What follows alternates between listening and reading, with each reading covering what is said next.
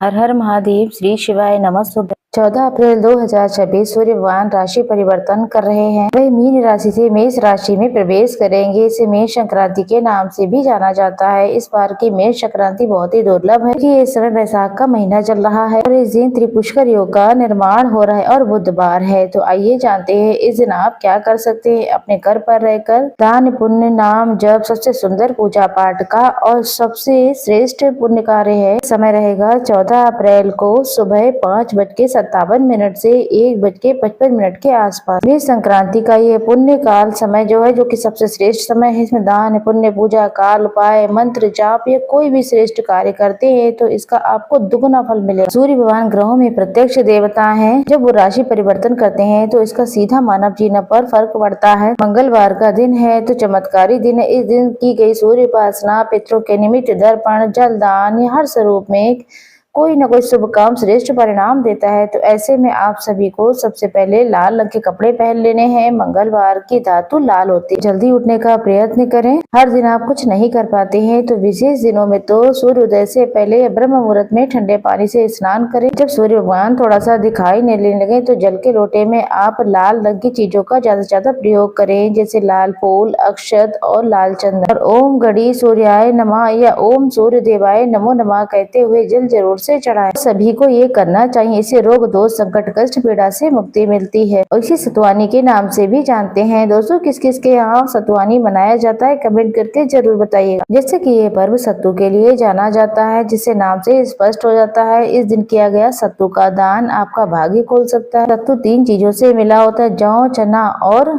चने का संबंध आपको पता ही है, स्वर्ण के समान माना जाता है। तो स्वर्ण दान के बराबर इसका फल मिलता है। और सत्तू, चना और साथ के साथ पीस करके सत्तू बनाया जाता है। सबसे पहले अपने घर की रसोई में इसी बनाएं और आम की चटनी के साथ में या सत्तू का श्री नारायण का भोग लगाएं। इस सत्तू को स्वयं प्रसाद के रूप में ग्रहण करना, दान करना अक्षय फलों की प्राप्ति के लिए जाना जाता है और सदा सर्वदा हमारे साथ चलता है। इस तरीके से काम करें। सूर्य भगवान की उपासना करें। इस दिन तर्पण करने की महत्वता है। पितरों के निमित्त तर्पण नहीं भी कर पाते हैं तो जल दान जरूर से करें। जल के लोटे में काला तिल, जौ, दूध और कुसा डाल करके सभी को दक्षिण दिशा की तरफ मुख करके पितरों के निमित्त जलदान जरूर करना चाहिए। कभी भी संक्रांति के दिन आप इस बात का ख्याल रखें, आपको किसी भी तरीके से एक दूसरों के घर का भोजन नहीं करना चाहिए। इससे आपके कई वर्षों के जो पुण्य होते हैं वे क्षीण होने की स्वरूप में माने जाते हैं। गुरु के घर, अपने माता पिता के घर आप खा सकते हैं, कोई दिक्कत की बात नहीं होती है, लेकिन अन्य किसी के घर किसी की तरीके का कोई भोजन नहीं करना चाहिए। तो आपको इस दिन ये कार्य जरूर करना चाहिए। साथ साथ नाम जाप करें। शिव मंदिर में बैठकर, घर के मंदिर में बैठकर या कहीं पर भी आपको जही सही लगे, किसी पवित्र वृक्ष की जड़ में बैठ करके, आसन लगा करके या फिर हनुमान के मंदिर में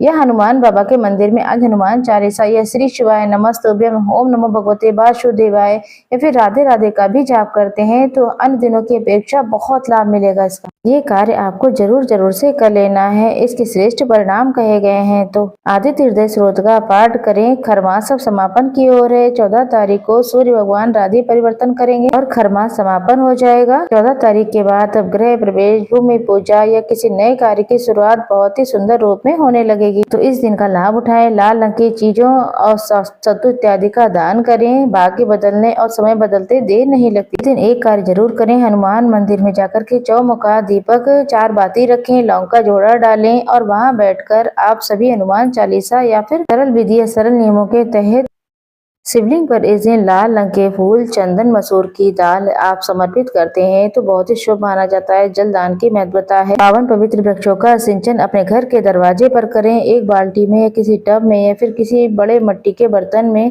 पशु पक्षी या फिर आने जाने गौ माता के लिए इत्यादि जल की व्यवस्था जरूर करें। राहगीरों को सत्तू का जल पिलाते हैं या सामान्य जल भी किसी न किसी स्वरूप में दान करते हैं या फिर पंखे का दान करते हैं, छाता जूते का दान करते हैं, कहीं प्याऊ की व्यवस्था करते हैं तो अन्य दिनों की अपेक्षा आपको अनंत गुना लाभ मिलेगा। 9 ग्रहों की दशा सुधरेगी। सत्तू का दान कम ज्यादा जैसा भी हो करें आप। अभी के लिए इतना ही। हम फिर आएंगे किसी नेक्स्ट जानकारी को लेकर।